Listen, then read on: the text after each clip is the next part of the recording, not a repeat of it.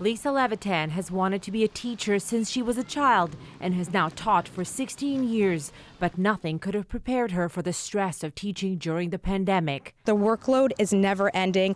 There's no time to breathe this year. There's no time to prep. As a union steward in her school, she's also heard from colleagues. They're not eating, they're not sleeping, they're very overwhelmed.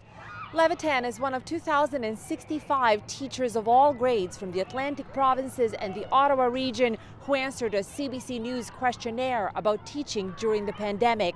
Their answers suggest they're burnt out just over a month into the school year. The teachers we heard from told us their mental and physical health tops their list of concerns, with 1/3 considering leaving the profession or retiring. I love being an educator, but I don't feel like that's what I'm doing right now. This was true even for respondents from Nova Scotia, a province that has had low infection numbers. I feel like I'm a COVID rule enforcer, and if I could find a window out of the public education system right now, I would jump.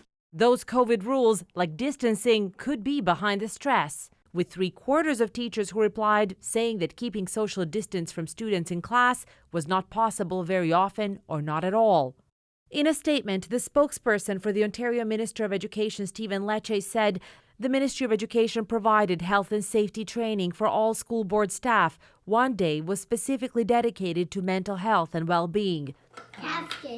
And conversations about stressed teachers are important to have because they affect students too, says this developmental psychologist. Essentially, they're not able to transfer and those feelings of safety onto the students. And the reason why that's important is because without that, learning is not really possible. In a year where the education system is facing test after test, the thousands of responses show it's failing some of its teachers physically and mentally. Sumanac-Johnson, CBC News, Toronto.